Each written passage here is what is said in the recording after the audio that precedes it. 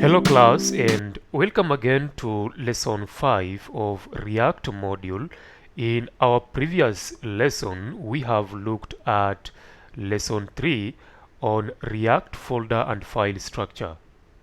In our lesson 4 we looked at the execution process of the React application, right from the point where you run the command npm start to the point where the React application is launched or opened in the browser. In this particular lesson, we focus on understanding the React JSX. The objective of this lesson is to help you understand what is JSX, and number 2, to understand the syntax for writing JSX. So with that said, let's get started. So what is React JSX? JSX is a short form for JavaScript XML. It stands for JavaScript XML. And JSX is what allows you to write HTML inside the JavaScript code. So basically, when we talk about React code is a mixture of HTML and JavaScript together in one file. For example, if you look at the code snippet below, you can see the code snippet below there is some JavaScript code. For example, function, app, return. These are some keywords in JavaScript, and within this same code you can also see some HTML elements, for example the div, the head tag, and so on. So this mixture of JavaScript and HTML code together is what forms the React code.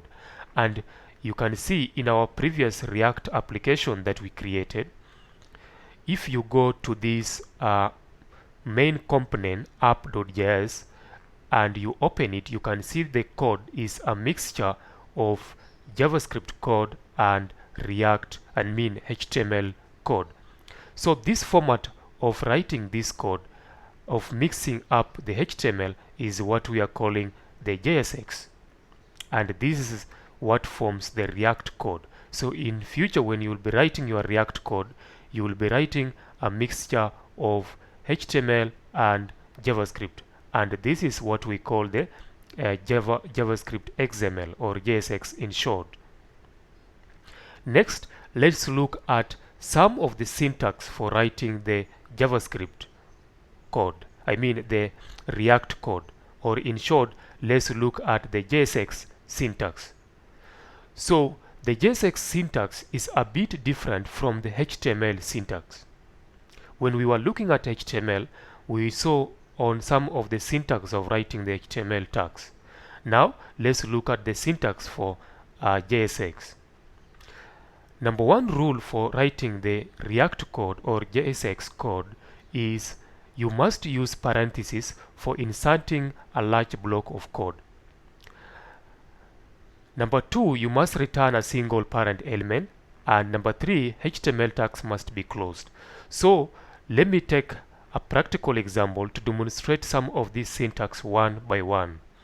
So I'm going back to my Visual Studio, and right now I'm going to clear this code that was generated by default, and now I'm going to write my own code in order to demonstrate the concept of React JSX syntax.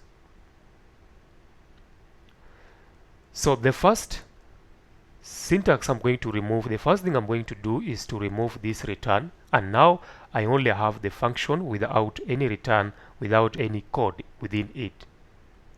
And you can see I've opened two windows to demonstrate the difference between React code and pure or normal HTML code. So this other window here has got the normal HTML, and this other window here has got the React or the JSX code. So the first syntax is that you must use the parentheses for returning a large block of code. So for example, let me return just one element within this React. So I'm going to say return a header. So I'm going to type one header, and I'm going to say first header, and now I'm going to save these changes. Now let me start this React application so that we can see it in the browser. So for us to start, we must navigate to the project folder, cd to job app, and then I'm going to type the command npm start in order to start up this React application. And once I type the command, it is going to launch this application in the browser, and we're going to see the result of this header 1 displayed in the browser. So let's give it some few seconds before it starts up the development server. And now it starts the browser here automatically. So let me open up the browser here, and now it is still loading.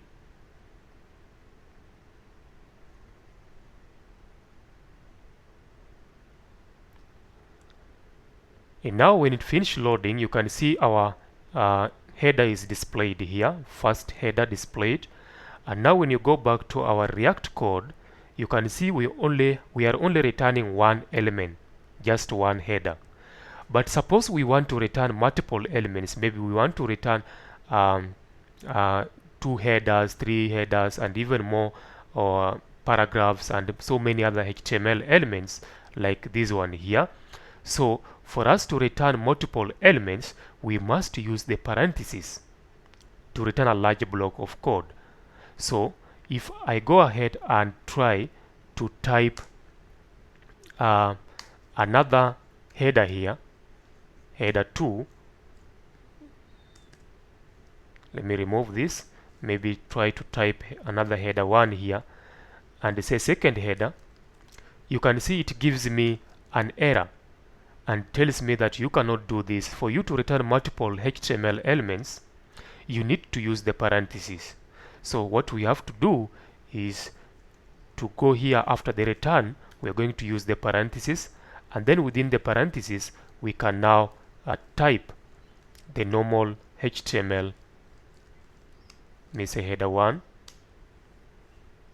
and now I can be able to return multiple elements. So let me say first header.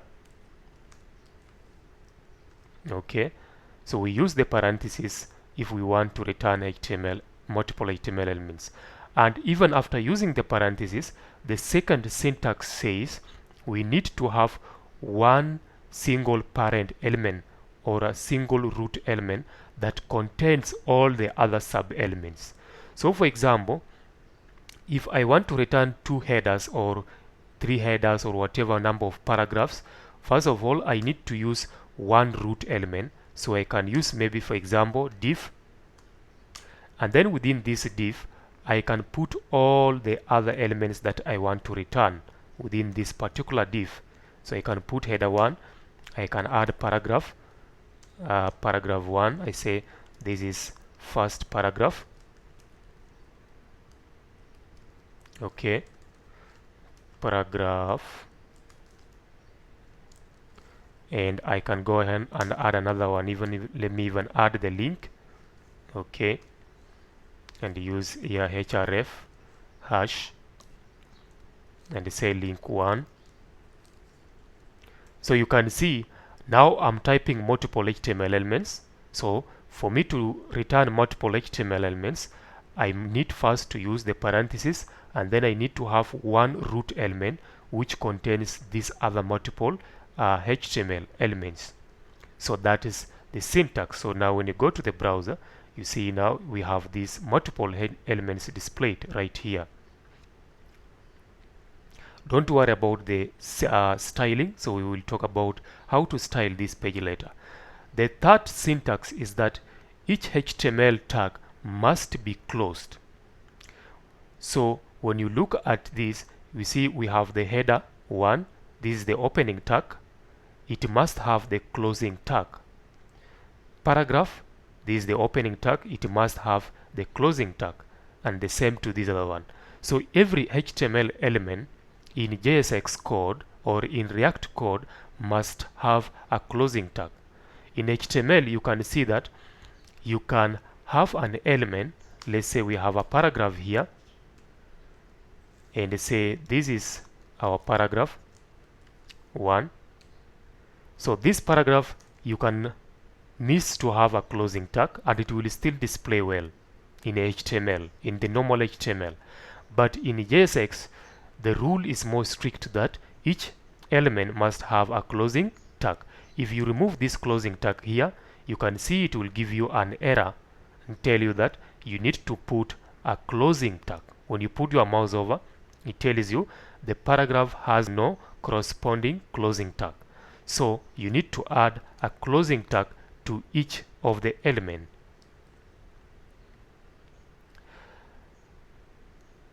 The fourth syntax of JSX code is the comments, the way comments are written. In the normal HTML, we write comments using the angle brackets. For example, if I want to write comment, I will just start with this and say this is my comment 1, for example. So this is the way we use the angle brackets, then the dash dash, and also the closing dash dash, and then the angle bracket to write comments in HTML. In JSX, we write comments using this syntax: curly braces, / asterisk, and then asterisk / curly braces. So you can see if I want to add any comment here,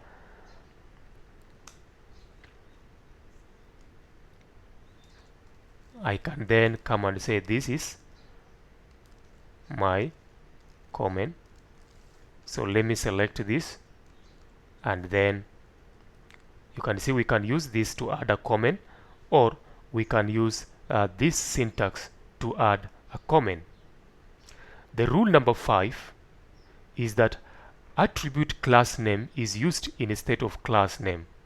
What does that mean? In the normal HTML, we have talked about the concept of giving the elements an ID and a class name. For example, we can see here we have this paragraph with an ID, paragraph 1. We can also have this paragraph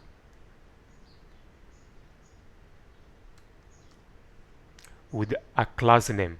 So let's say here we have a class, we give it a class, and they say this is first paragraph, this is the class name.